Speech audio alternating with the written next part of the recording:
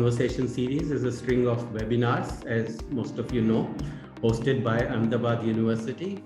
We've had an amazing lineup of thought leaders and academics and industry practitioners on this platform on a wide range of topics, from economics to politics to business to technology and so on. And today is no exception. In addition to being hosted by Ahmedabad University, we are happy to announce that today we are also hosted by the newest center in the university, and the Center for Inter-Asian Research. And our colleague, Professor Tejaswini Niranjana, who is the director of this new center, who is also in the conversation today. She will tell you a little more about the center when the conversation starts. So we are really happy that this shiny new center has chosen the conversation series as their first major event to address people on. So today's topic is very important, as you would have seen from the poll questions, or maybe a polarizing topic. China has been a looming presence over India, not only recently, but for centuries. And the relations between India and China have swung widely across the centuries, from extensive exchange in culture, literature, food, religion over many centuries in a very amicable manner, to the current icy tensions over the border skirmishes and so on.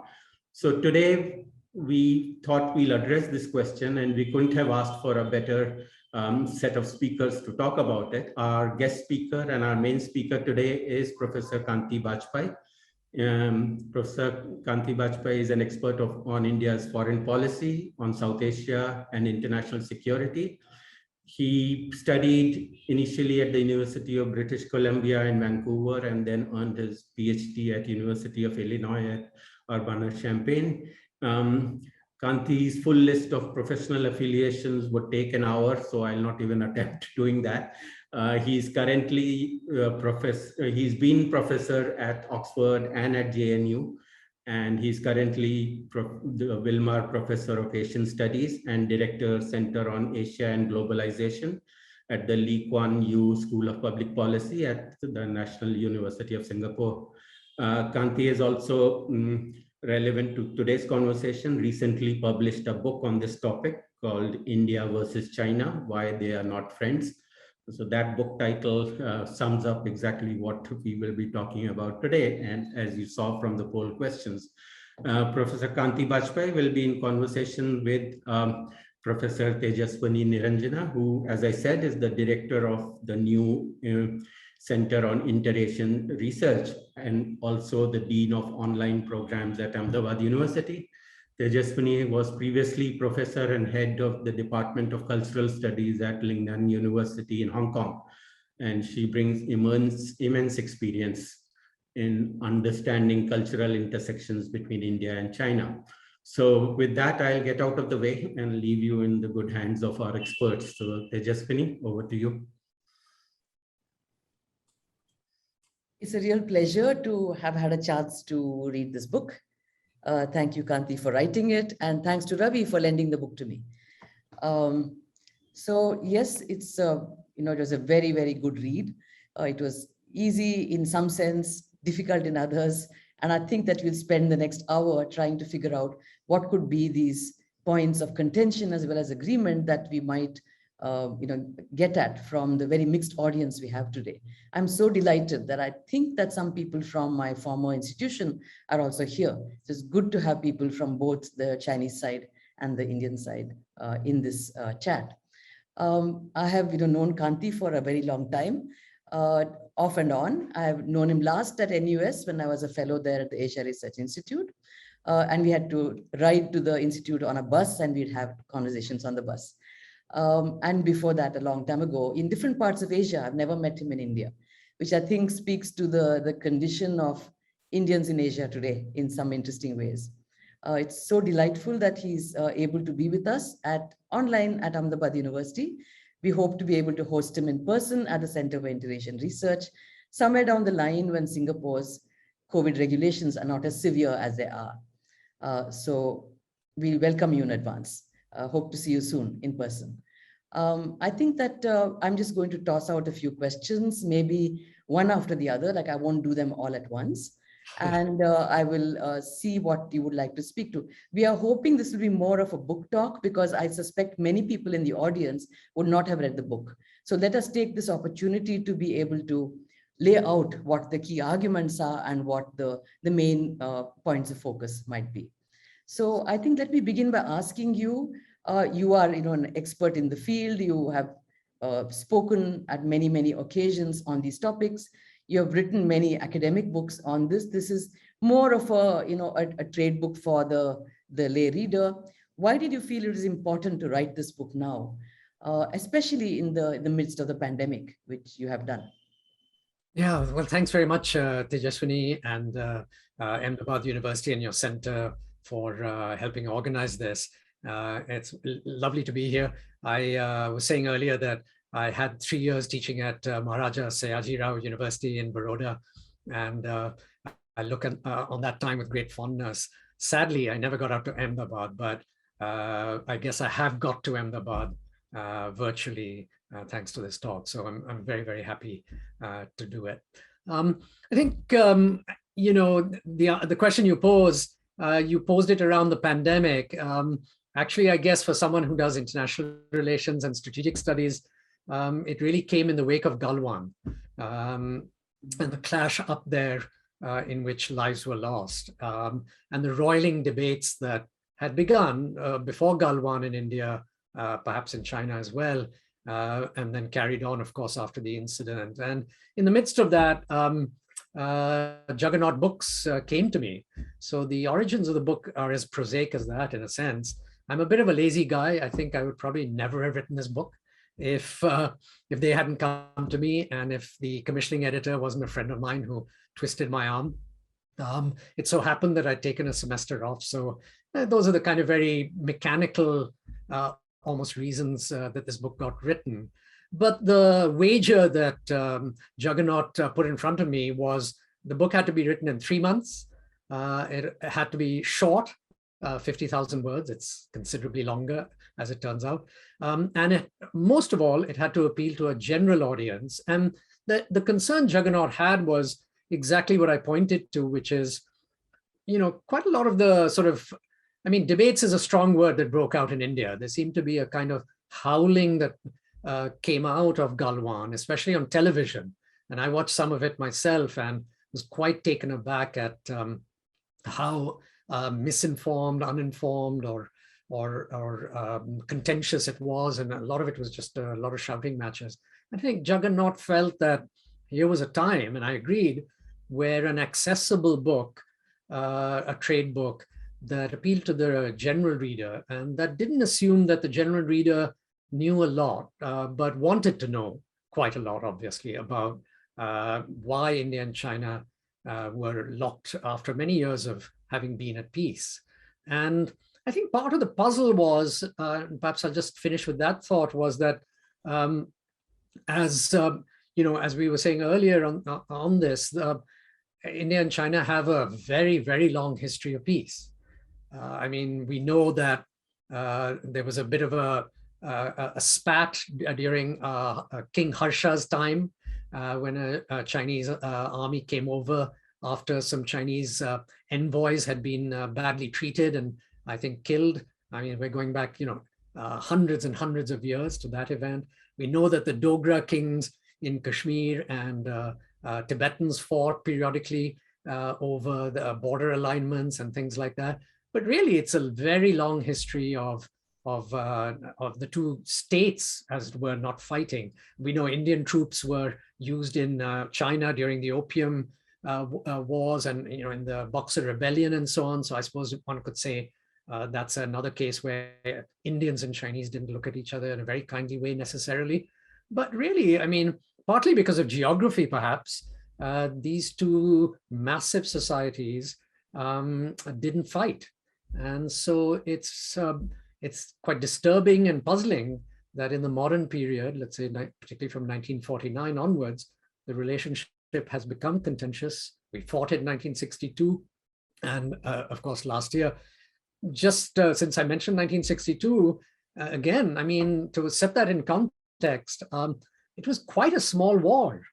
I mean, it's represented as being fought over 1 month, which is correct at a very formal level, but the actual days of fighting were 11 days out of those 30 days.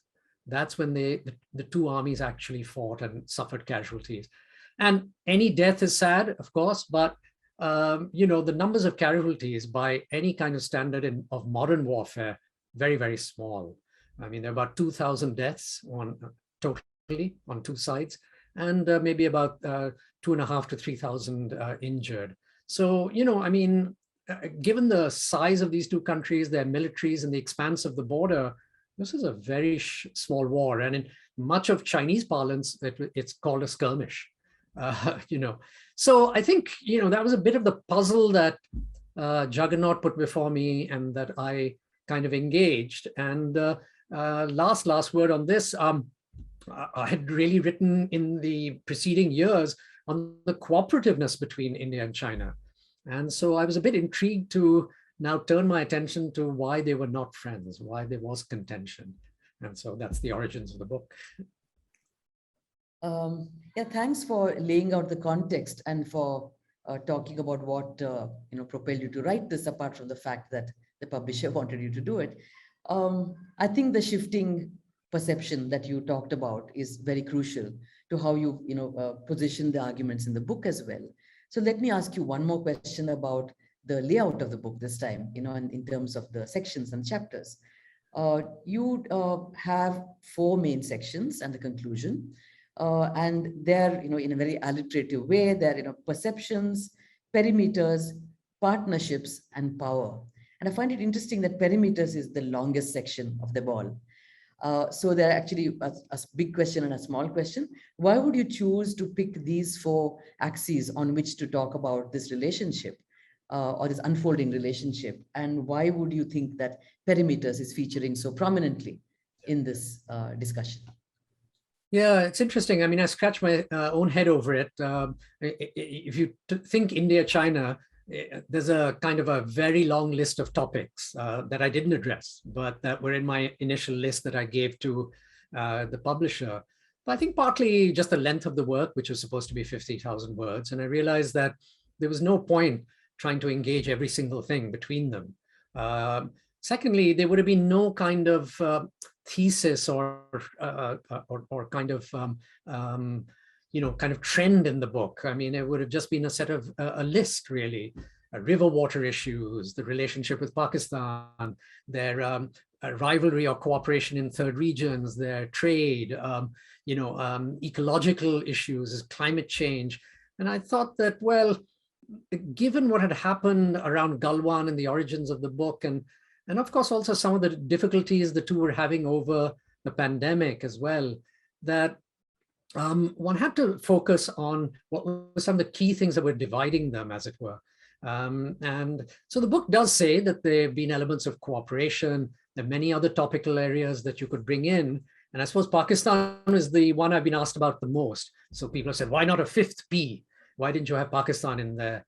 And I guess my answer to Pakistan and to these other topics was that, in a way, many of them are more kind of consequence of, in a sense, of the basic rivalry than they are the cause of the basic rivalry. I mean, to take the Pakistan example, Pakistan enters the fray of the bilateral relationship and complicates it and so on. And I guess India and China disagree over Pakistan now, but that wasn't the origins of the problem. In fact, at one point, Pakistan had offered under General Ayub to partner India against China and was turned down rather brusquely by Nehru. So it just seemed to me that, I had to focus on 4 or 5 key areas. And I think just pure induction, having a sort of sense of the materials rather than some grand theoretical kind of take on how conflicts between neighboring countries occur, or IR theories, international relations theories on protracted rivalries between states. I just decided not to go that way. And anytime I thought of doing that, my publisher slapped me around a bit, saying, please, you've got an audience here that doesn't want all that. Get to the heart of it. And so why these 4? I mean, I think they just kind of popped out inductively. And sometimes I explain it by doing an analogy to the individual. And I say that, you know, when two people have a relationship, their perceptions of each other, what's this person like?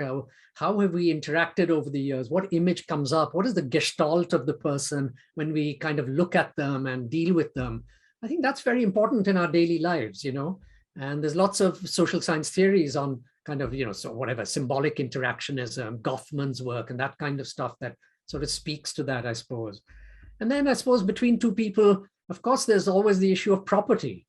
I mean, I have my stuff and you have your property, and I don't want you coming and claiming my garden and my effects, and you don't want the same. So I think the issue of perimeters, of what's the physical perimeters between us? What is mine and what's yours? And we don't try and take it away from each other. And we're quite sort of, third is, you know, what are our relationship to third people? I mean, to other people. And that speaks to this issue of partnerships, which that chapter looks at how India and China relate to the Soviet Union, the United States, and then the Soviet Union successor, Russia. So I think our relationships with significant others, third parties, matter in social and personal life. And I think they matter in the life of nations, I guess, as well.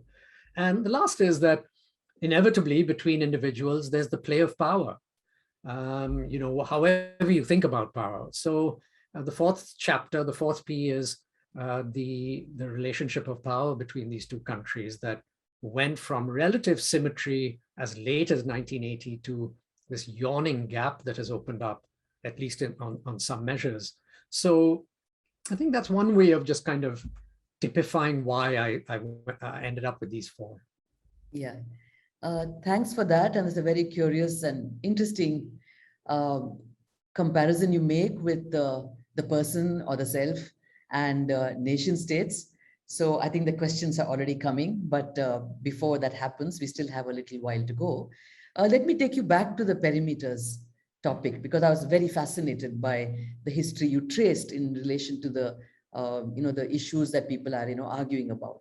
Well, clearly all of these boundaries are drawn mostly by colonial map makers. And you go on to say that, especially when you talk about the 60s and the Nehruvian era, that there's so many confusions and ambiguities about borders. Also that the technical expertise in preparing maps was not so readily available on either side. And that you put so much stress on the confusion, the ambiguity, the lack of clarity on maps. And in spite of that, why are borders so important? What is at stake in the borders? Apart from saying this is my property and this is yours, I think there's something larger you're gesturing towards. Would you like to speak to that? Yeah, I mean, at one level, it's again a bit puzzling. If you look at the, if you ask, what's so significant about these borders? I mean, just the gross square kilometerage is tiny. I mean, even for India, it amounts to something like 2% of the land area of India, or 3%, and even less for China. So at a very gross level, these are tiny slices of land, to be honest. Even Arunachal Pradesh, I mean, it looks very big on a map, but in relation to the rest of India, rest of China, these are very small bits and pieces of real estate. But obviously, I mean, they signify something. There's identity issues clearly that become cathected to these plots of land. And states, we know all over the world, over very small pieces of land, I mean, they invest so much into it. And so I think obviously there's the play of that. And part of that identity obviously is connected to cartography. I mean, I think we've all probably had the experience, I mean, I know I have, when I was taught to draw a map of India in school, just for a freehand, and I can still do it.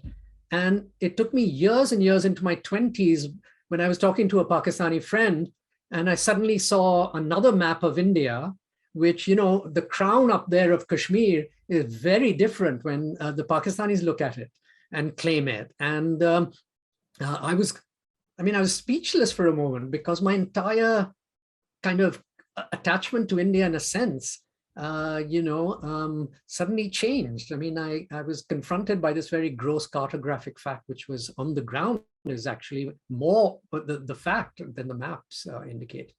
I think there are strategic issues here, obviously. I mean, there's no point getting away from the fact that China built a road from Xinjiang into Tibet through Aksai Chin, which is the so-called Western sector, at a time when they weren't sure of how much control they had in Tibet. And the main military garrisons at the time were in Xinjiang. They felt they had to move troops and materials into Tibet quicker. They didn't have the fantastic infrastructure they now have from Eastern China. And so, it took on a very strategic purpose for them to claim Aksai Chin, and so that remains the case, although less the case than it was in those days, because since then there are alternative routes and so on. In the eastern sector, that is what we call the eastern sector, what was Nifa then, Arunachal Pradesh today, and what the Chinese call South Tibet. I mean, there the situation is somewhat reversed. Chinese claims are up to the the plains in Arunachal, in the southern slopes of the hills, which means that if the Chinese got that claim, their forces would be right into the plains of Arunachal Pradesh, or that part of northeastern India. And so, of course, it makes India's kind of strategic military picture that much more tenuous then. And so there's a kind of Indian strategic case for keeping the Chinese at least on the crest of the mountains rather than down on the slopes. So both have some kind of a strategic argument as well for these, even though the slices of land are relatively small in the larger scheme of things. So I think that, that's kind of three very bald reasons why the perimeter chapter is so big, and it matters. I mean, partly the chapter is so big because there's so much empirical material on the perimeters as well. So, and to write a book on India, China without talking about the border issue, as as you saw in your poll, would be a bit eccentric, and so, and there've been negotiations over 40 years, almost without interruptions on it. So it merited a lot of attention. But I think the interesting thing is what you raise, which is that how come, with all their best efforts, and they both tried to negotiate in the early days, and since then, for 40 years, from 1981 to 2021 almost, without a single year, which is an exception, they've tried to negotiate in different forums and in different ways, and they haven't solved the problem. And this at a time when China has solved many of its problems in borderlands, and India has solved various problems as well. So here are 6 or 7 reasons I think that it didn't work out. And I think the formative period is quite instructive. I mean, maps were certainly part of the problem. India inherited maps, the Chinese had their maps, but in the chaos and of partition, civil war, it seems to me that one of the things that was difficult was bringing all the kind of cartographic materials quickly together. And both leaderships wanted to get to the negotiations eventually, but they weren't very confident, and their bureaucracies were not confident that they could access all the maps. I mean, it wasn't until 1960, to give you an example, that S. Gopal, the historian, finally came back from London and was really thoroughly able to brief Nehru on his research on particularly the Aksai Chin area. So until 1960, it's instructive that Nehru sometimes said there's nothing to discuss on Aksai Chin, and other times he said, oh, I'm not sure. The Chinese also, I mean, they had a group of cartographers in Tibet who very quickly in the 50s said, no, we're very sure of our claims and we should start opening up the discussions with the Indians. On the other hand, there's evidence that Mao and Zhou Enlai said, maybe not, for other reasons, which I'll come to. But, they were not convinced that it was the appropriate time. Likewise, on the Indian side, as I've said, they weren't very sure cartographically, but there was a counterpart of the Chinese school. There was a sooner school and a later school. So the Suna school included my grandfather, Girja Bajpai, who was head of the Foreign Service at the time, and KPS Menon, who were arguing to engage the Chinese on the border issue with a view to factoring in Tibet. Said, okay, if we will recognize China's control over Tibet, they should recognize, our claims on the border. But on the other side, on the Indian side was K.M. Panikkar, the historian who was ambassador in Beijing, and Nehru dithering, but more inclined to Panikkar, who was part of the later school, they were prone not to, push the border issue, thinking that India had not consolidated its administrative hold in the borderlands, and it would be folly to engage the issue. So what happened essentially was that on both sides, apart from the simple cartographic issue, there was a strategic divide within their community of decision makers between a sooner school and a later school. And so some of the kind of ambiguities and inconsistencies that showed up in their talks at the bilateral level, it seems to me, were not bad faith. The general story is that they both set out to deceive each other. And particularly on the Indian side, you hear that, the Chinese said this, but actually they did something else. But you can, in a thought experiment and with some evidence, you can show the Chinese would have a case for making, exactly the same argument. Sometimes Nehru was very strong in Aksai Chin, other times he was not. Sometimes Zhou and Lai seemed to suggest that we could do a deal, the two sides, where more or less Arunachal Pradesh would go to India and China would really get its way on Aksai Chin. Other times he seemed to not be so sure that that's what he'd said. And he poo-pooed the idea that he ever said it.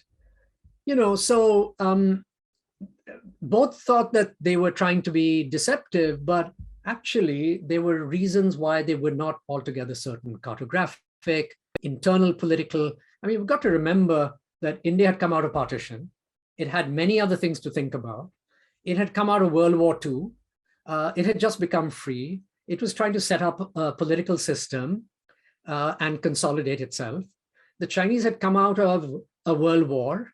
By the way, the World War II for China started earlier than for India. It started in 1937 with the Japanese invasion, and it was a brutal war. The Chinese lost more people than any other country except Russia in the war.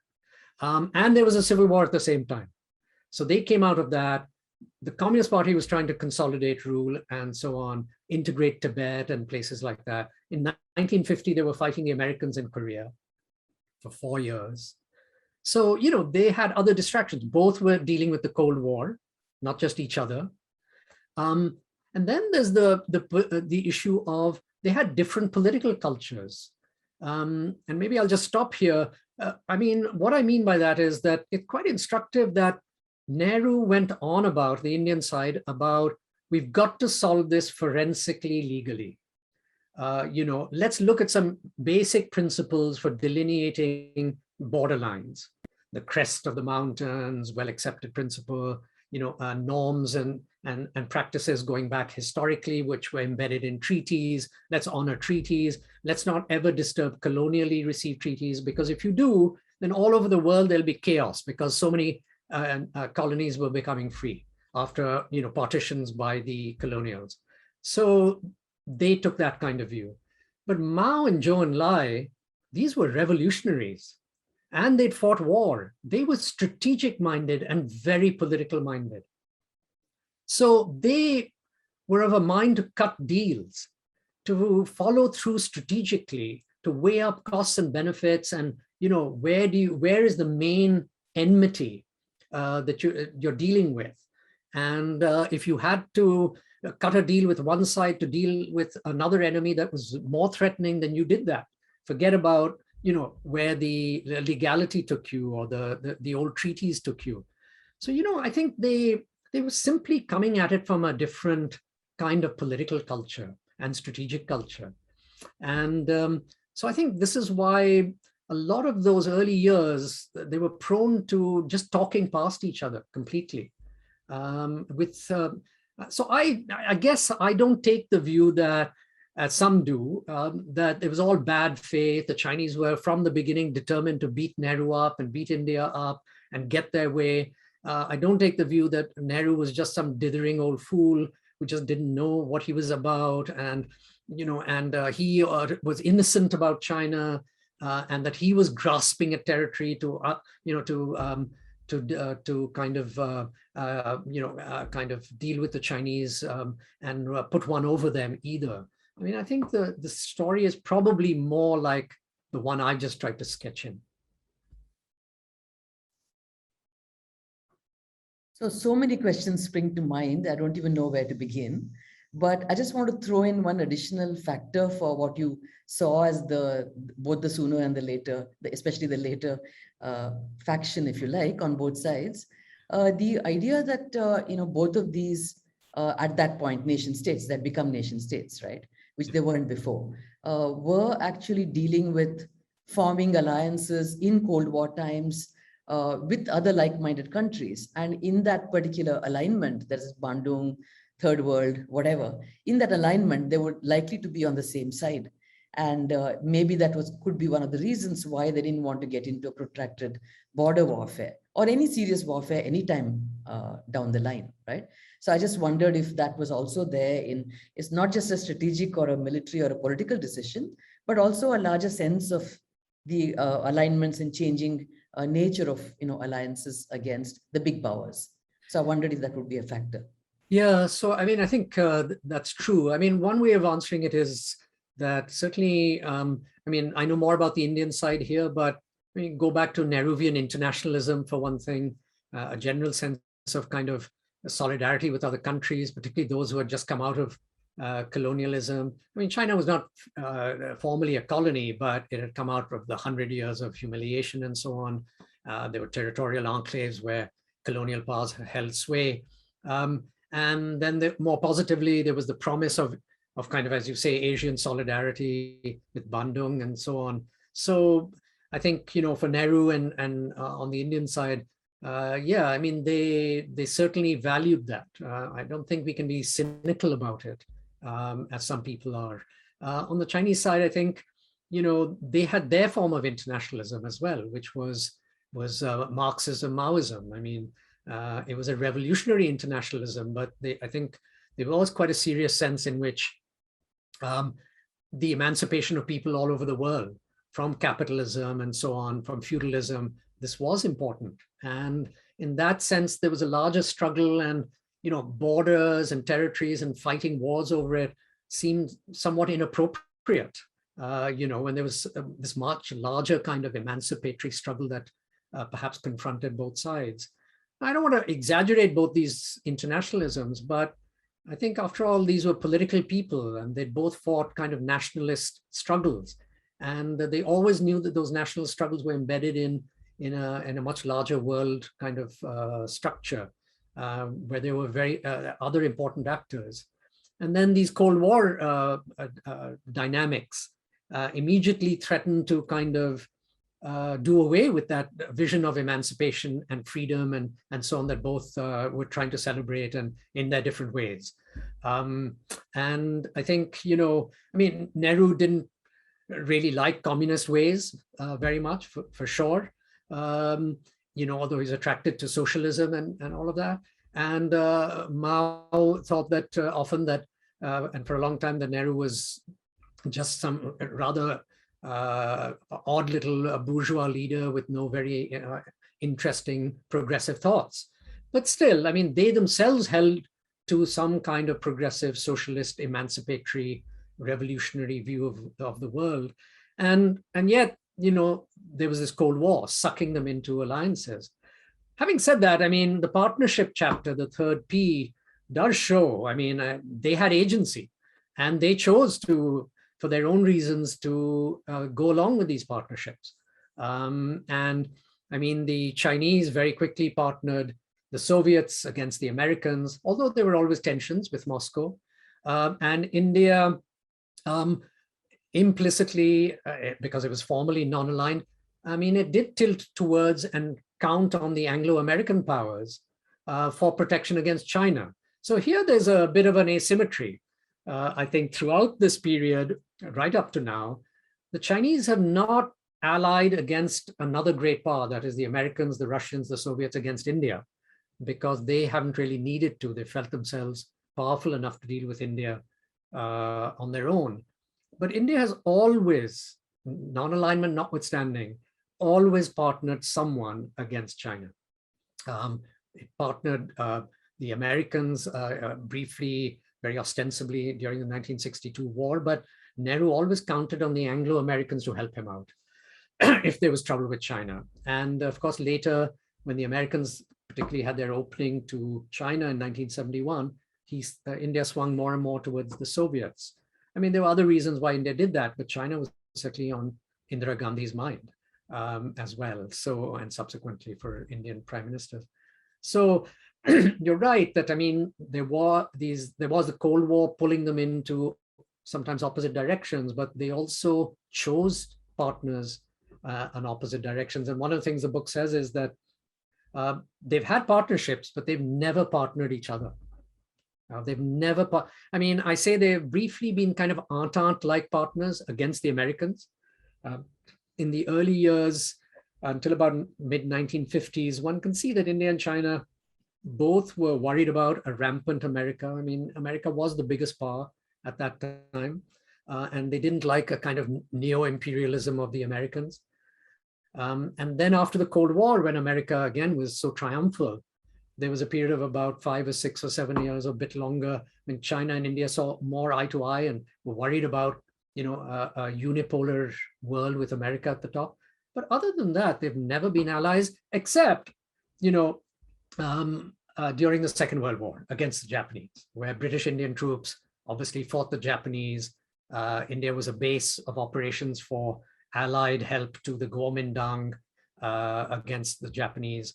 But otherwise, these are two countries that have never been allies. India's been allies with the Soviets, with the Russians, with the Americans, and so have the Chinese with those two powers, but they've never actually been together. And what that means at one level is that their highest level decision makers, military and civilian and political, have never been so, well, kind of lips and teeth, if I could use the expression, that, you know, that they have, that they know each other and trust each other deeply on strategic matters.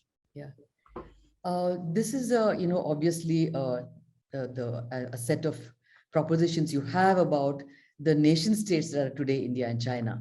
And although you sort of gestured towards a very long history where you said these nations were at peace, they were not even nations then. They were territories, regions, sort of empires. And I think the form of the nation state is very much a post-Second World War form that everyone is forced into.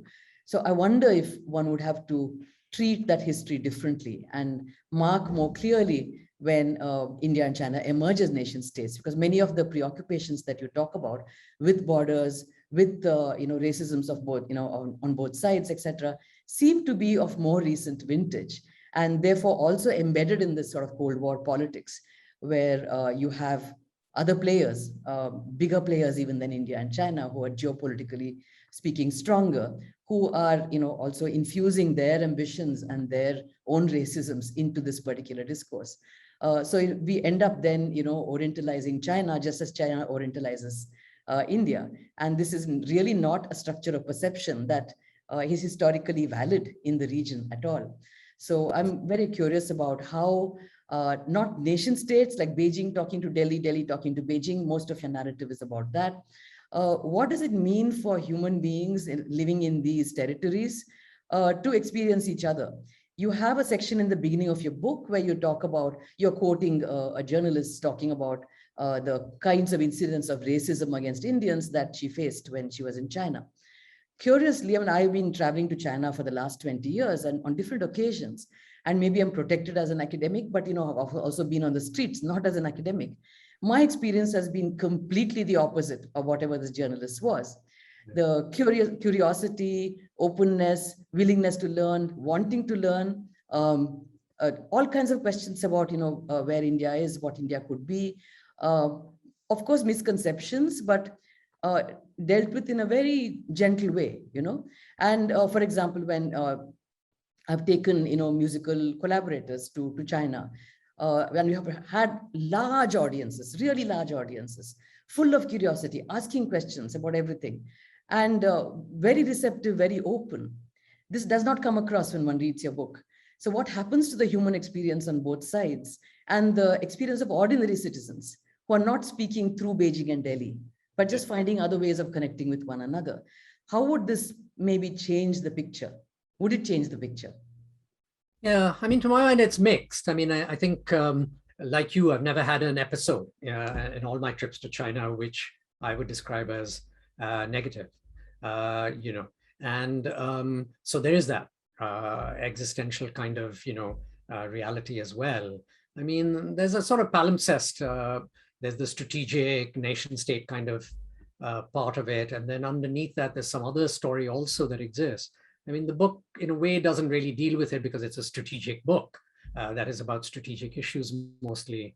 But that perceptions chapter, the first one, I mean, does try to tell another story of two societies historically, and a period at least until 1000 of the Christian era, when travelers and monks and learned people and traders and perhaps even adventurers moved across what today we call boundaries, which in those days I don't think would have been described as boundaries really. And they went for completely different reasons to each other's lands. And in a sense, the counterparts exist even now of pilgrims. And they're pilgrimages for different reasons now. They may be economic reasons, to learn more about each other and know each other's wisdom and so on. There are traders even now. There are kind of intellectual and other adventurers who go to study or to just to travel and experience something very different. That's a form of adventure. I mean, to know something radically different and engage it and be shocked by it, attracted to it, discombobulated by it, that's an adventure. It's a cultural adventure. And I think there are people like that, obviously, even now. So I think there is that story very clearly. And that is a reality. And one could say that, if you do the counterfactual, that perhaps, the strategic picture would have been worse between the two countries had this other reality not existed. That there is some bedrock of kind of understanding, curiosity, sympathy, empathy, that exists, that forms a sort of check and balance. And so my earlier writings, which were quite, strategic, there were strategic arguments for why they cooperated. I mean, probably there may have been another reason for cooperation, which is the kind of direction that you're pointing this conversation in, and I accept that. But I think, the book asked a stark question, which is why they're not friends, and had to answer that question. And in a way, what it says is that the other three Ps kind of transcended or trumped the P of perceptions or positive perceptions.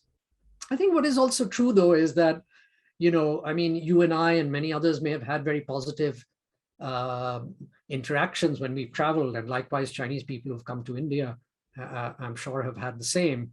But there's also datum there that shows that it's not all okay. Their perceptions are often racist towards each other. And I try to pull together some of the secondary kind of materials I could lay my hands on. So I had 3 or 4 Indians who've traveled there who point to some episodes and so on. Some of it is ignorance. It's not just all racism that they report. To be fair to these journalists and writers like Vikram Seth and Reshma Patil and so on. But some of it is ignorance. Some of it is just, kind of reflexive racism, or, kind of just a shock almost at each other's different ways, and nothing much more than that. But social media and some forms of commentary do paint a picture where, of perceptions and images that are not nice. And I think one shouldn't ignore those.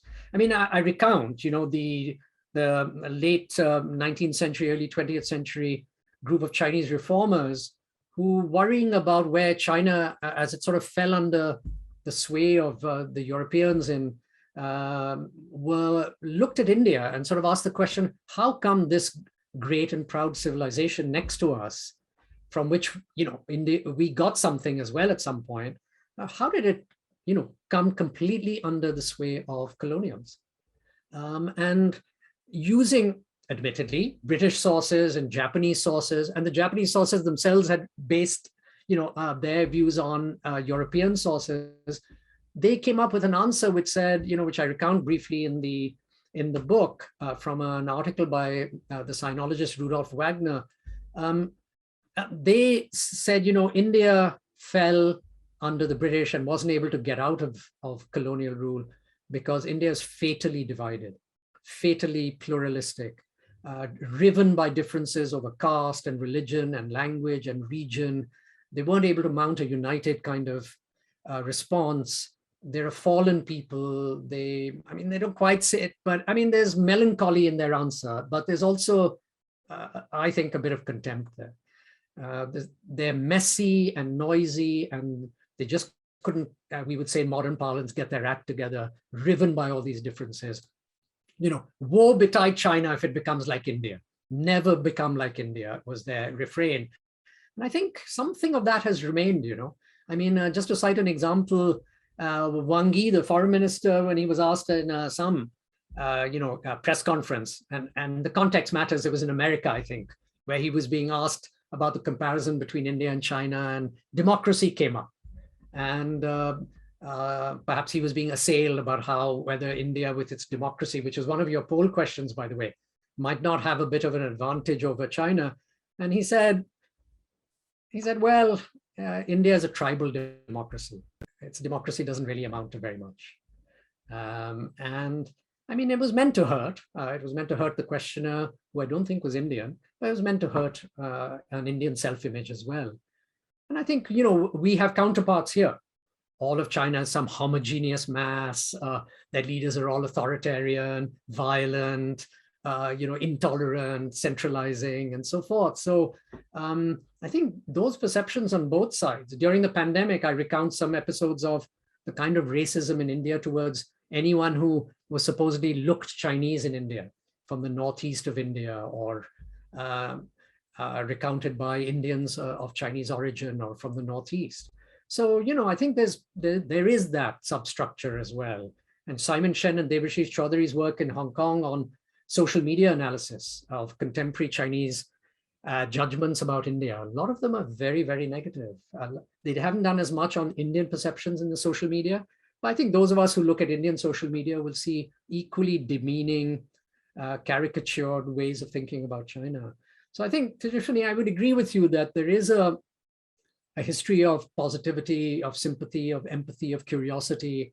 But in modern times, there is also quite a bit of space which is not a positive space. And I think we need to be aware of that. And I think scholarship on the two societies, getting to know each other is a pushback against that, and is very important. I think we're seriously out of time, but let me pretend that I'm actually asking the first question in the Q&A session. Sorry, Ravi, and push you in a slightly different direction, and maybe you could think a little bit about that. You can answer it later if you like. I've always been curious about the political impact of certain Chinese ideas. And I don't mean what's China today, but historically, the Chinese communist, the revolution and so on. Certain ideas that have trickled into ordinary politics. I'm not talking about nation state politics now. For example, to this day, we have a very, very long-standing Maoist insurgency, right? Which probably, I don't think there are any real connections to China, but there is a Chinese inspiration and there is still the name. You don't find that mirrored on the Chinese side. But this is something extremely important and never surfaces anywhere in the discussions between Delhi, Beijing, Delhi, etc. So I just wondered if what would that tell us about how certain Indians have looked to China for new ideas about Asia, about revolution, about organization, political organization. Yeah, so I just want to say that's the first question in the Q&A. So Q&A is also open now. Okay. Go ahead, Kanti. Okay. Yeah, I think that I had some notes I scribbled down as well, where I did make the point about some Indians have drawn inspiration from Maoism philosophically or as a practice, and I guess you can see it in Maoist struggles here in India even now. I would say, I was thinking also, about some of the things that Tagore took to perhaps China, and trying to, and he was received. Even now, I was told until quite recently, some of the best-selling Indian books or books about India are, Tagore's writings. Typically, if they're published, the bookstores that have them, the books are snapped up.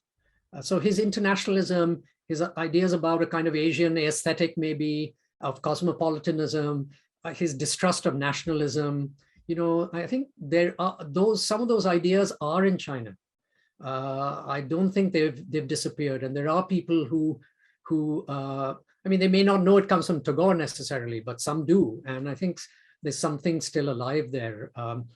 There's an interest in Gandhi and his arguments about nonviolence. They may not, as Indians do too, they may question other parts of his practice and his philosophy, but I think the idea of nonviolence, nonviolent change, and how his arguments for it and his practice, I think those have an audience there in China.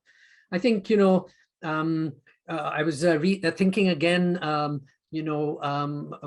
the work of someone like Arunabh Ghosh at Harvard University, who's written about how the Chinese in the 1950s sent over economists and statisticians to learn from Mahalanobis certain kinds of statistical techniques and certain kinds of economic ideas that they took back from India. That's quite a different sort of set of ideas, very instrumentalist, related to state practice and so on. But Ghosh also has a paper on botany and other kinds of scientific learnings that the two had after 1949 from each other. So there's that experience too. And of course, I don't know if you know Prasenjit Dwara's book as well on kind of his notion of a certain view of Tianxia and this idea of kind of transcendence and there the disposition that comes out of that towards nature and the non-human world. And I think his suggestion there, it's a complex book, but as I understand it, he's saying, that there's something Asian there beyond China, beyond India partakes of it in its own way, and as do other Asian countries. So I think there too, there's been some movement of ideas on both sides, back and forth. Tansen's work, Tansen Sen's work, obviously you would know it from your Hong Kong days, India, China, and the World. If you want one book that can trace India-China history, and again, I'm just using India-China as a shorthand, going back to antiquity and rolling the story all the way forward to today. He has so many instances where they learn from and encountered each other. So I think, I agree with exactly all that. There's that reality and there's that possibility, and it exists. Students, there's so many Indian students who are not just learning engineering or medicine. They're learning about China in micro ways. Surely many of them will come back and bring back something, set of ideas to India. One could go on about the learning between the two, I think, and the immersion of the two as well. So I would certainly say that's another book or a set of works to be written by people who could do it. I can't, but. So just an interim thanks while Ravi tries to invite some questioners on camera. And I will also scroll through the chat box to see if there's anything that we would like to address. Yes, Go ahead, please. Ravi. Yeah, please, Tejaswini and Kanti, if any questions catch your attention in the chat, feel free to read them out later. But first, a few people would like to come on camera and ask their questions directly to you. And just as an aside, on this theme, as you referenced Professor Tansen Sen a moment ago, Tansen was on our webinar a few weeks ago. So anyone in the audience who wants to continue thinking about India-China can go back and watch the recording of that episode. So we've had that. So we have a few people who are keen to come on camera and ask you a few questions and make some comments. But before I do that, since I have the microphone in my hand, can I use my privilege to ask a very small semantics question? Since I bought your book and started reading it, it's been puzzling me on why you decided to call it India versus China rather than India and China. Doesn't that set it up in a confrontational note? Yeah, I mean, I didn't actually, the publisher did. And they had me by the throat, as they do with authors, I think, especially not brilliantly well-known ones.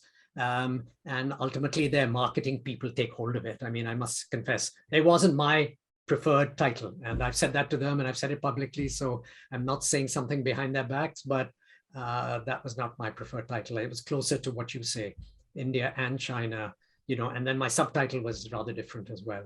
I think these are marketing things. And I mean, if it brought, I guess for me, the saving or the silver lining to that is that if it brought people to it, the book, and the marketing worked, I hope that in actually reading it, they will see that the book is, I mean, it doesn't take sides. I mean, implicitly reading between the lines, you might feel that sometimes I take more the Indian view and sometimes I take more the Chinese view on a certain episode or matter. But I tried to avoid that. I think temperamentally, that's not me in any case to be so polarizing in my views. But so the book is written, I hope, and I think very even-handedly in that sense. I think that's closer to the truth of the relationship, even when it's been bad. And so, yeah, if that provocative title brought people in and then they read it and got something different, if it actually got them out of a very negative view, then I think the book would have done its job despite the title, and or maybe because of the title, it pulled people in who thought the worst but came away with a more balanced view. Yeah, it did that for me on a sample size of one. I can say that I started the book assuming that it will be confrontational, but I ended it on looking at it in much more cooperation rather than confrontation. So that was good. Okay, so there are many people who have questions. We can start with Shikha. Shikha, you are there. Shikha is a student in our MBA program. She has a question for you. Shikha, you can unmute yourself and come and ask your question. Yes, sir. Good evening. So I would like to ask you that what can be certain steps by India in terms of trade or otherwise for betterment of relations with China or even for global unity for that matter? Yeah, thanks. That's a very big question. I think one of the difficulties, I mean, the book doesn't make any big prescriptions or recommendations for what the two sides should do. I mean, they're diplomats, are very clever people, and I'm sure they have all kinds of ideas.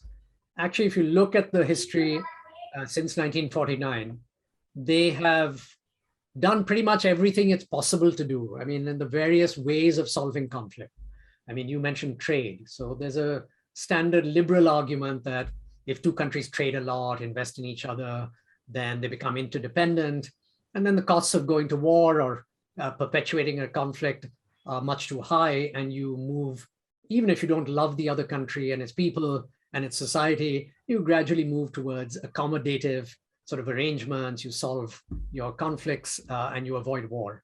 But of course, I mean, you could say that to some extent that maybe that's the evidence shows that's true, which is to say, I mean, over the last 10, 20 years, India-China trade has boomed. It's at about 70 or 80 billion annually. And that's quite a chunk of trade. And maybe that's what's prevented the relationship getting worse. Again, it's one of these what ifs of history are counterfactual. But it hasn't altogether solved the quarrel either. We haven't got an agreement on the border. We haven't disengaged forces in strength from certain areas. We don't always look in kindly eyes towards third area problems, let us say, Pakistan's role or our relative position in the Indian Ocean and our warships plying those oceans and possibly confronting each other and so on. So that way of solving the problem has kind of been tried. In 1988, when Rajiv Gandhi went to Beijing, he overturned a well-known Indian position, which was we'll have no truck with China, no normalization, until the border issue is kind of solved, until China moves all its troops out of and gives us what we want on the border. But in '88, he went there and he said, no, let's normalize. Let's have trade, people to people, cultural exchange, sporting exchange, and negotiate the border at the same time. And the two would, kind of play off each other. So we've tried that also, not just trade, but a larger process of normalization, hoping that the spillover from that would soften up our view of the border problem. And again, one could say that it has, to some extent, had that impact and may have avoided a much worse quarrel, but it hasn't led to a final settlement of the border and perhaps other kinds of cooperative outcomes that we may have wished for. So there was that way of solving conflict that's been tried. Then we've tried, kind of much less ambitious stuff, which is confidence building measures, which is just a fancy word for saying that let's have a certain degree of transparency on what we can do militarily and not do militarily up in the borderlands. So there are no misunderstandings. So if you move your troops too close, that's now kind of forbidden. If your patrols are very heavily armed, we agreed not to do that. We agreed not to carry out military exercises in strength near the borderlands, again, so that we don't have any misunderstandings between us, etc., etc. So most of those have been honored, not all of them all the time, but that didn't work either, as we saw Galwan blow up in our face, and there've been confrontations in 2013, 14, 15, 17, prior to Galwan that nearly got militarized as well. So, if you think that just dealing with the day-to-day issues of military stability will somehow create the conditions where you won't worry each other, and then that creates the space for a settlement and a better relationship, it didn't quite do that either.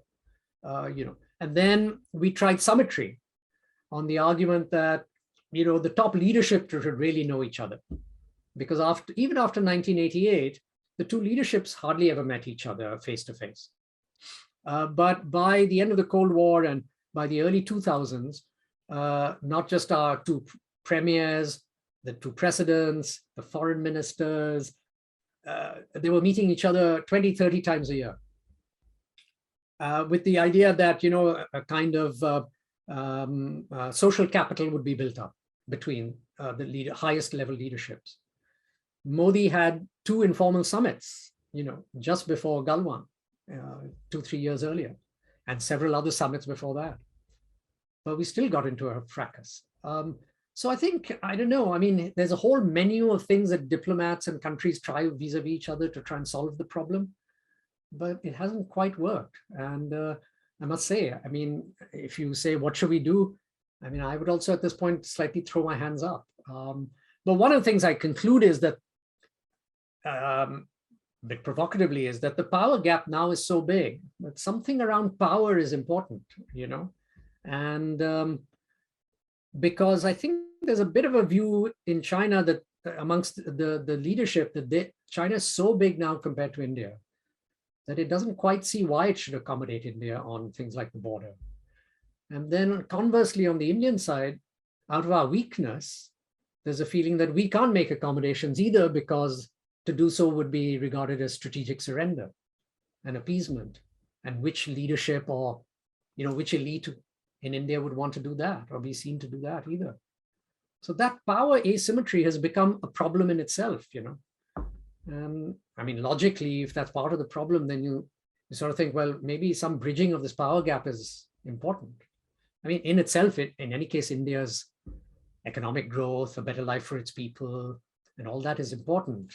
But it may also have the effect that if the economic gap with the Chinese closes, that there may be a sense of, maybe we can now solve this issue without these encumbrances of, I will look weak, why do I have to accommodate such a weak country, etc. Maybe those can be pushed away, and from a position of relative symmetry, they can fashion a solution. But I'm afraid that's all I have to offer at the moment. Thank you, Shikha. Thank you, Kanti, for such a comprehensive and balanced response to that question from Shikha. We have some interesting questions from Rityusha Tiwari Professor Ritusha Tiwari. If you are there, you would like to come on camera and ask your question. Hi, thanks. Thank you for that provocative take. And I'm currently reading your book, Professor Bajpai, and I hope to come up with some informed opinions about the topic. My question primarily is, as you mentioned earlier in response to one of the questions, how much of the contemporary relations of India and China are guided by ideology? And if you don't feel that currently ideology has any stakes in how the contours of these relationships are guided, then when do you think the kind of semi-ideological parity and third world solidarity, which you were mentioning earlier, slided into the stark notions of territoriality and aggressive nationalism? And related to that, I would like to know your take on the nature of India-China border dispute. Does it in any way represent a totally dehumanized entity in state politics, which is totally immune to devastating impacts of the global pandemic that we saw? I mean, the way it erupted, why did it erupt, and how does it inform us about the nature of the border that the two share? Thank you.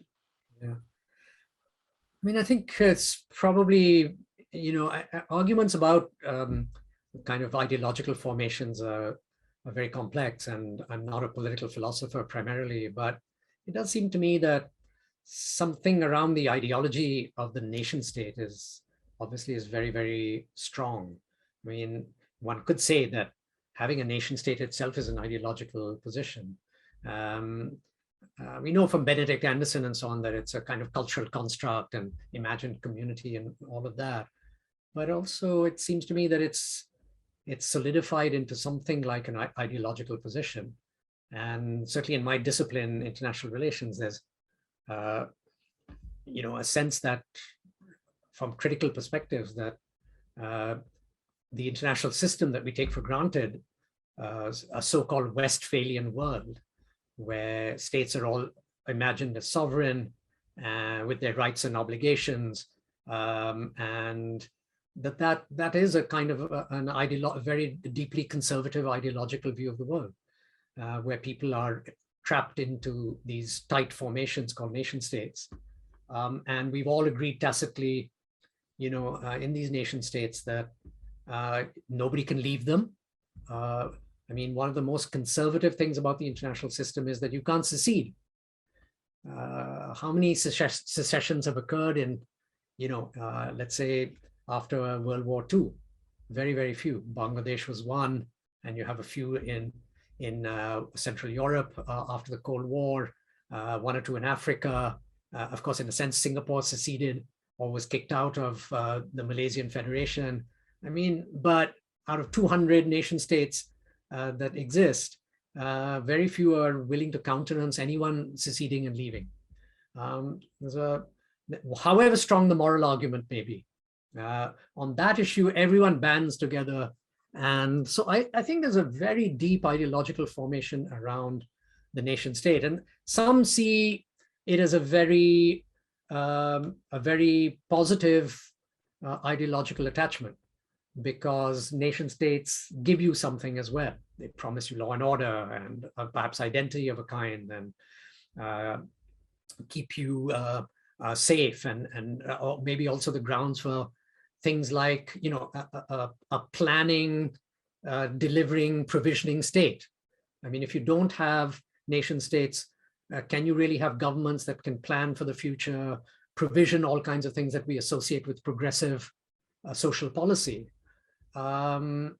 So I think there's that sort of very positive ideology of the nation state. And then, yeah, there's the critical attack on it, which is that nation states are suffocating. They're often and almost always represent a kind of violence on people and their choices as well. So I think there is a huge ideological tussle, and India and China are trapped in that. I mean, I was saying earlier that there's a political culture issue there, where India broadly, at least up to a point, took a very forensic, legalistic view, even in its domestic politics. I think there was a lot of that, and insistence on it, even if it wasn't always the reality. But I think that's given way in India increasingly. I'm not so sure that that kind of liberal attachment to how institutions work under a constitutional structure, with the courts and kind of legal forensic ways of solving problems and dealing with them, that's undergone a change. And so, and on the Chinese side, in a way, from the communist perspective, legalism, forensic constitutional ways were always a bit of a maya. I mean, they were the opium of the masses. They were what allowed the elites and the bourgeoisie to have their way. You pretend you're doing stuff constitutionally and so on, but actually this is just a device for the elite and ruling class to have their way. And so, Nehru and Indian liberalism championed that, and then I think on the Chinese side, they had a very different view of what is politics and legitimate politics. So I think what they both partake of an ideology, which is the supremacy now of the nation state. And that unites them at one level, but it really means that the border problem gets frozen. I mean, it's the only way they can kind of seemingly look at the border problem is from that perspective. They can't accept fuzzy liminal areas at the edges of their, at the territorial limits of their societies, which was probably historically the case, that those areas were always fuzzy. There was no very carefully delineated border between them. And they did all right by it for hundreds of years, if not thousands of years. But then this nation state ideology has come along and they both partake of it, and it's divided them fatally.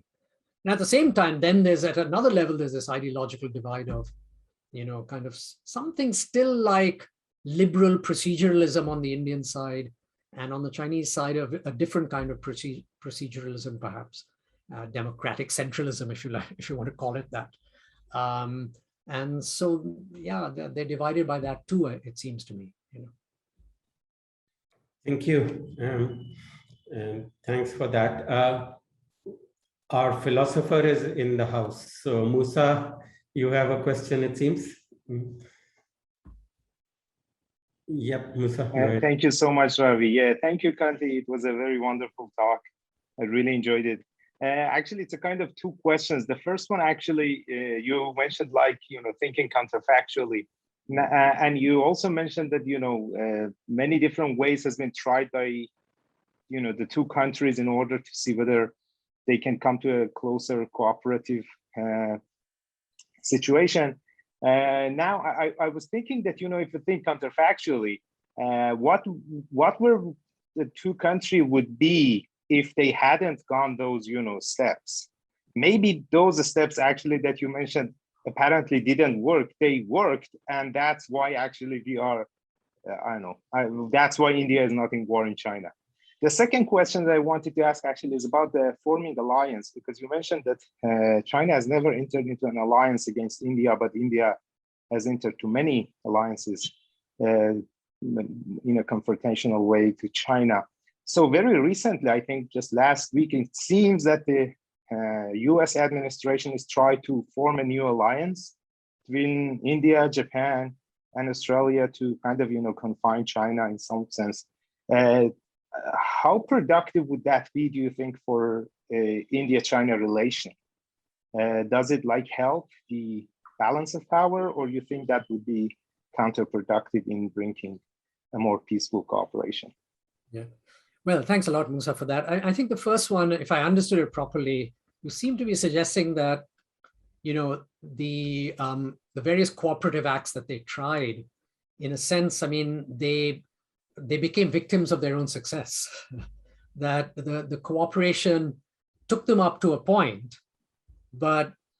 and maybe to some extent made them complacent, thinking that they'd done enough, as it were, to stabilize the relationship and soften it up to the point where, as two governments, they could then solve it. But that moment of solving it actually never came, partly because they patted themselves on the back so much about how well they dealt with the issue over the last 30, 40 years.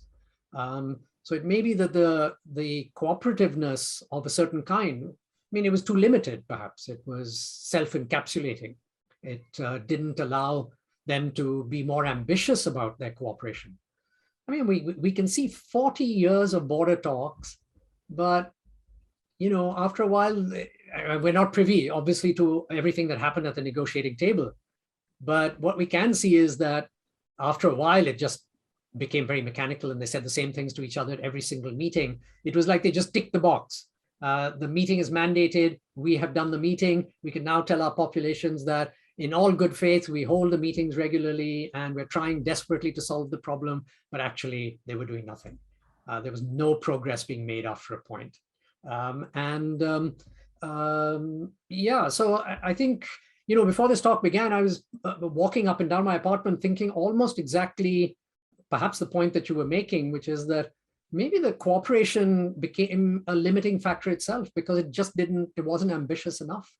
And then political change in both countries have taken them in a way that they don't want to do a very much more ambitious stuff. China is on a bit of a high about its, you know, very important position now in the world, and Xi Jinping's, you know, China dream and so on is to be a kind of number one, and it's imagining the world in all kinds of other ways. And this India-China thing is perhaps maybe not so important, even though we had the fracas. But on the Indian side, you know, with the rise of conservatism, Hindu nationalism, there's perhaps a different view here of what's important. It became more important to deal with and remake Indian society and Indian cultural politics and do social engineering here.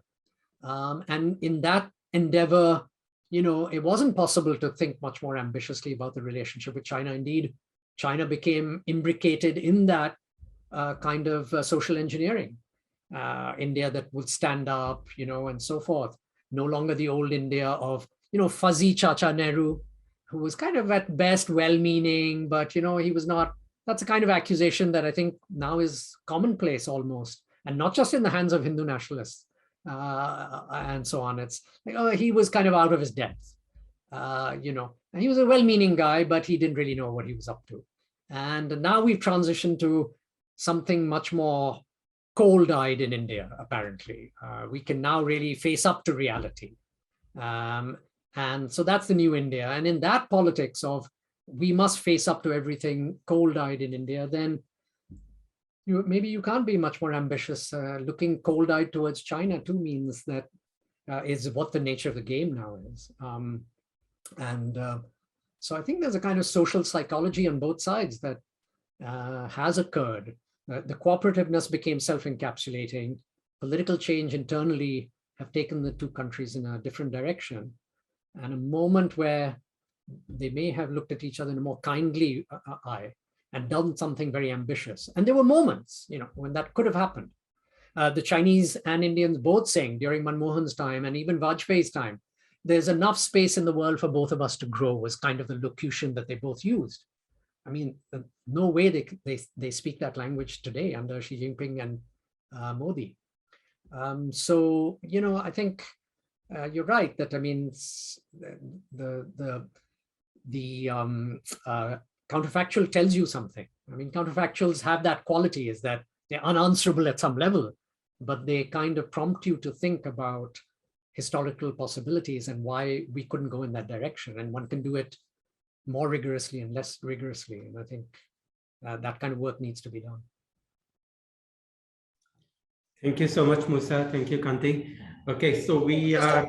Just a word on the partnerships. Yeah, I mean, you're talking about the Quad and the free and open Indo-Pacific, and that is India, Japan, the United States, and Australia together. And that idea goes back some years now. It's been reinvigorated. They just had a Quad meeting in Washington. I mean, the elephant in the room is China there. They're not calling out China, but everyone knows it's an anti-China alliance. So, yeah, I mean, you know, balance of power has its own importance. You've got to play that game too, I would say. As Nehru said, of course, balances of power occasionally break down, and then you have war. So it's an odd thing. I mean, but at some level, you've also got to play the balance of power game so that states come to a point where they say, okay, well, maybe we've got to now make sure that we go beyond the balance of power and try and solve a few things too. But at a moment, you have to play balance of power.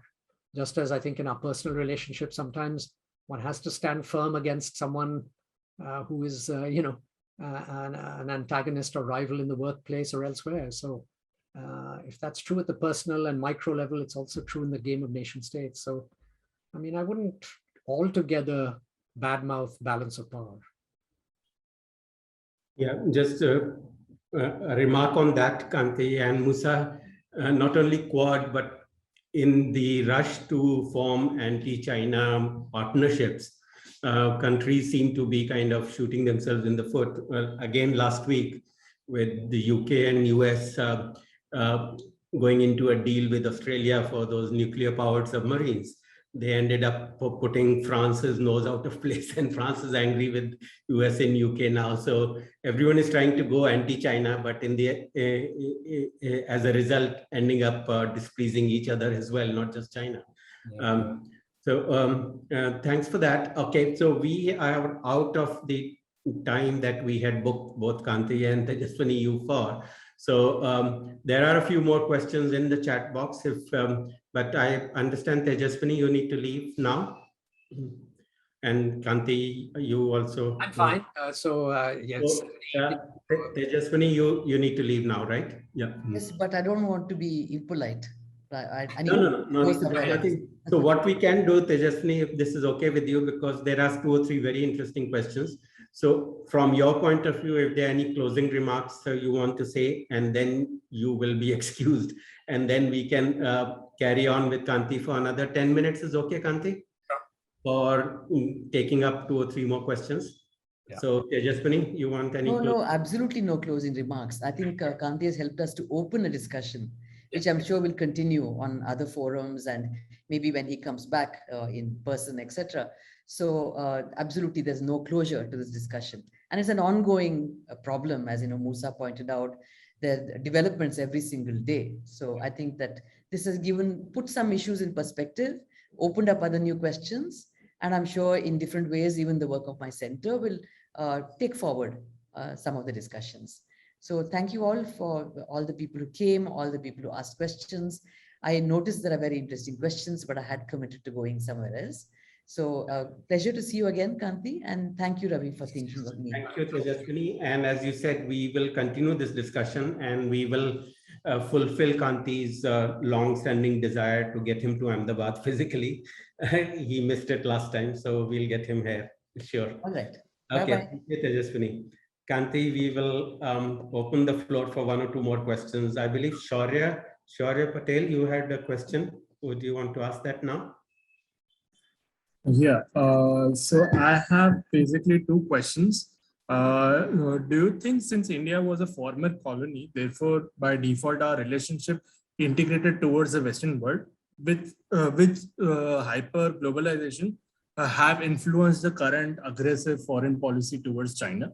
That's the first question. And the second question is, do you think the shift from dirigism to market-based approach in India changed our relationship with China? Yeah, I mean, just on the first question, I think we have to be a bit careful. I wouldn't say that everything that India does has been aggressive towards China. It's responded sometimes to what it's seen as aggression as well. And there are elements, that I rehearsed: the trade and the confidence building measures, the meeting of leaders at the highest level, and and so on, border talks. I mean, those are not elements of aggression. I mean, they were intended to try and soften up the relationship and manage it. And those still exist, by the way. I mean, they're still happening, even when things are not so happy. But certainly, you can see broadly that since about the 2000s, early 2000s, India has tended towards, an alliance-like disposition towards China because of its weakness, because the economic gap has become so enormous. I mean, in 1980, they were more or less at parity. Today's China's GDP is 5 times India's size. Its per capita income is 4 times India's size. And the absolute difference is likely to grow not it's not going to reduce anytime soon. On the base that China has of $14 trillion and counting, even if it grows at 5 or 6%, that's a huge increment to its GDP. India on 2.78%, 2.78 trillion, even if it grows faster than China, the increments are going to be relatively small. So the absolute difference is going to be enormous. The gap of $11 trillion today might become $20 trillion gap in GDP terms in 20 years or less. So, this difference is enormous. And you can see how, as a result of that, India has just had to move, despite a kind of almost civilizational reluctance to, do alliances, because India does not like to be kind of a secondary to anyone. You could see that it's willy-nilly over the last 50, 60 years, and more so since 2000, really had to get in good with particularly the United States. Now, if you say that's aggressive towards China, I would accept that. But it's come out of weakness and a perception of weakness and a very weak bargaining hand. Since there's no prospect of the kind of reforms internally that could really close the gap very quickly, then there doesn't seem to be any great strategic choice except to go towards the Americans. So the very ambitious internal reforms, and by that I mean not just, let's improve ease of doing business or carry out some tax reform or employment reform or labor reform or land reform. Kind of a thoroughgoing emancipation of Indian society, of freeing up the talents and the energies of people from the shackles of caste and all kinds of other ways in which they are kept down in India. Whatever we might say, China has managed that. Out of civil war, out of war and revolution, it lost many people as well, as Amartya Sen pointed out, in the famines, but the huge mass of Chinese people were emancipated in a way that's unprecedented. But India has not had that moment, partly, many of these emancipations have come out of, sad to say, but out of warfare, out of total war in the modern period, from the French Revolutionary and Napoleonic period onwards. Citizens have been given freedoms and social provisionings have been advanced, and reforms have taken place, because of strategic competition. Charles Tilley, the famous sociologist, said, war makes the state and the state makes war, and war makes the state. The strategic competition between states caused elites to emancipate large chunks of their people, maybe not fully, but over time in all kinds of ways. But India hasn't undergone that, it seems to me. And so when I'm talking about a thoroughgoing reform of India to kind of, it's not tinkering with these small reforms that the government touts now and then. It's a thoroughgoing emancipation, including an emancipation from looking at nature in a particular way. When China made its astonishing rise, it was at a time when we didn't care that much about the environment, when it was a fully globalized world, goods, but the world has changed, and India is hitting a time when that's not plausible anymore. And internal reform to free up the energy of its people and to give them a good life, and to do it all at a time in the world when there's planetary change due to climate change, enormous kind of challenge before India, it seems to me. So I think that, the kind of moment we're in, go back to your question about globalization and all of that. I think India hasn't been very aggressive, but to the extent that it's gone more aggressive, it's out of its weakness. And of course, internal political change that I was talking about earlier, towards a more conservative political life. And so those are, that's meant a certain kind of disposition towards China. And on the Chinese side, as I said, there have been changes as well, which are not helpful. So, yeah, I think that globalization let loose a certain kind of imagination of economic progress and, and all of that. But it didn't lead to a very fundamental change in India towards kind of a freeing up of the vast mass of deprived human beings in our country. And if that had happened, perhaps we would have been in a better place on foreign policy, India-China relations, and all of that.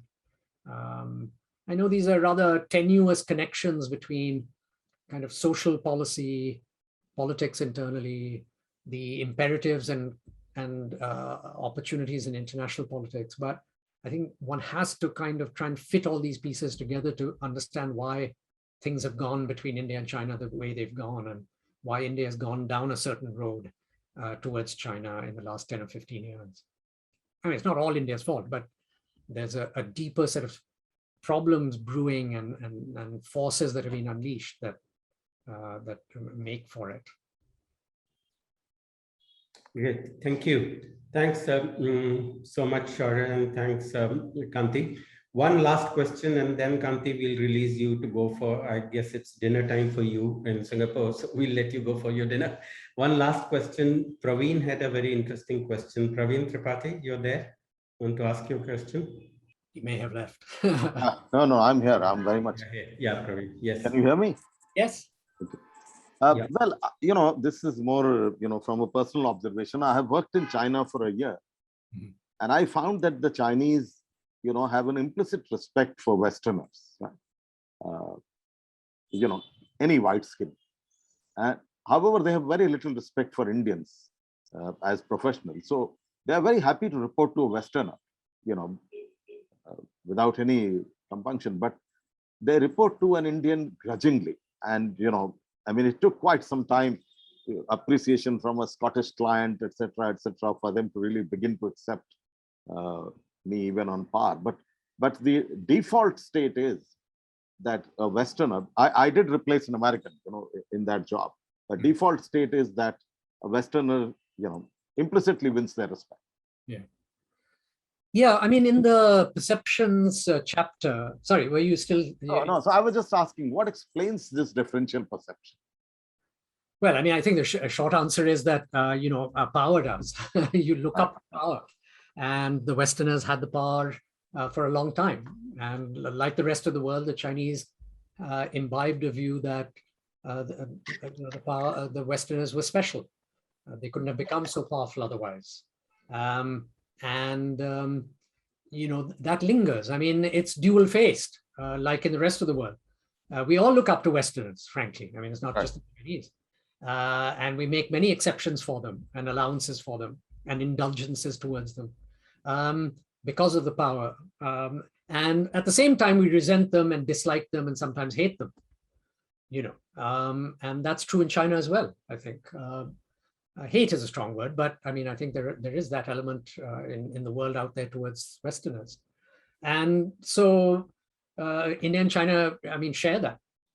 In Manjari Miller's very interesting book, Wronged by Empire, she shows that, argues that both India and China have a feeling of victimhood coming out of their exposure to the West. But part of that is looking up to the West, part of that is disliking them. I mean, so I think India, the corollary of that is that they really don't look up to anybody else. I mean, they sort of looked up to, I think, the Chinese to Japan for a while. But now with their own growing power and standing in the world, they probably don't look up to Japan that much, as much as they used to. But India, as I was saying in this perceptions chapter, the subtitle to that chapter is From Respect to Disdain. And I think that's been true on both sides. Very crudely, one could say that out of Buddhism, there was a Chinese view, not all Chinese, but a Chinese view that India was the Middle Kingdom. I mean, they literally used the word Chongwo, the Middle Kingdom, for India because of its Buddhism, or some did. But by 1000 of the Christian era, more or less, Buddhism was gone in India as a major force. And the links to India and that kind of feeling of respect and engagement over Buddhism, I mean, no longer operated. And then there was a period, you could say, in the 14th century, 15th century, when select Indian kingdoms in the Malabar, in Bengal, sent tribute to the Chinese court. So there was respect from some Indian kingdoms up to the Chinese imperial court. Again, a time of respect. But with the coming of the Europeans, that link between the two societies, I think, degraded further, it seems to me. And the story I was recounting earlier of these Chinese reformer intellectuals who, trying to meditate on India and what happened to it, drew very negative views of India. And of course, their experience with Indian policemen that the British brought in, Indian soldiers who the British brought in. They had complaints also about Indian traders, sometimes linked to the opium trade and so on in the 19th century. They saw them as unscrupulous and so forth. So, you have a kind of a whole series of things that occurred that on the Chinese side that took them towards a view of disdain towards India, it seems to me. And some of that has remained. And I think I agree with Tejaswini that at the personal level, walking around the streets of Shanghai or Xi'an or other places, people like you and me and others are not going to be accosted. And not all Chinese are racist, not all Indians are racist, but there is an undercurrent also of looking down on India. And this kind of, I excerpted a number of pages of Reshma Patel's book, where she was a correspondent in China for 3 years. And she recounts so many stories of exactly the kind that you mentioned, of Chinese reporters sitting in a hall where Indian businessmen are trying to talk about all their wares and everyone is asleep. No one's paying attention. They were sent there, they have to cover it, but there's no respect for what's being said there. There's ignorance. Some interlocutors that she would meet would say, where is India? Is it next to Africa? I mean, they couldn't even locate India on the map, And then there's this kind of view of India's chaos, it's a land of chaos. Nothing works. And to be fair, we ourselves have that image of our country often, or an image like that. The bureaucracy doesn't work, the politicians argue, we're divided by caste and religion, and we can't get our act together. Well, the Chinese also have that view, so do other foreigners.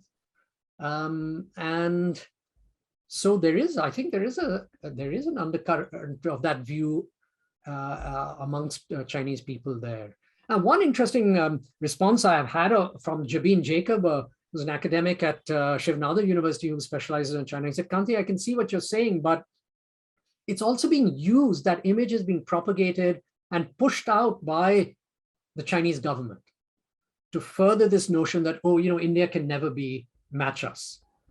And he thinks that there's an anxiety there actually on the Chinese side, that actually India might get its act together one day.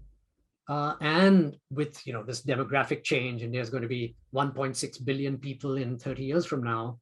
China will have gone down to less than 1.2 billion. There'll be a population gap of 400 million people. There's an anxiety perhaps there, not just about the demography, but about something about kind of the resilience perhaps of India, or its democracy, or its ability to maybe be a technological power someday. And so, this view of India is not an accidental one, just a precipitate of history, but it's being subtly encouraged by Chinese elites, political elites. I don't know enough to say, but I mean, I think that may be plausible. Wang Yi saying, India is a tribal democracy. I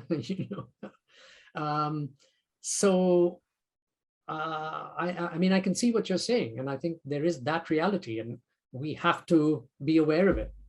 At a personal level, there's very seldom a problem with a Chinese person and an Indian person meeting. Just as when Indians and Pakistanis meet in a room outside of strategic issues, we share so much, but it doesn't solve the bilateral quarrel.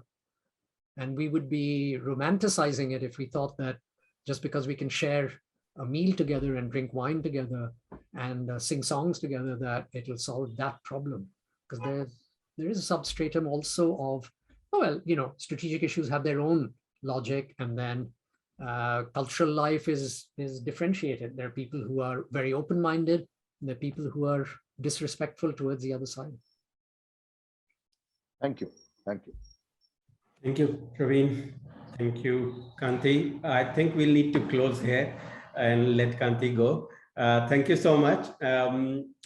for your time, and thanks for staying on much longer than we had engaged you for. And thanks to the audience for joining in and for staying on. So we'll let Kanti go to his dinner, and we'll let the audience go and watch their IPL match now.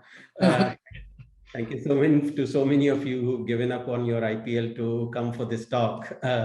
Good night, everyone, and we'll see you soon with another episode of the conversation series. And Kanti, we'll find a way to get you to Ahmedabad. Thanks. Look forward to it. Thanks very much for doing this and for your patience and listening to me.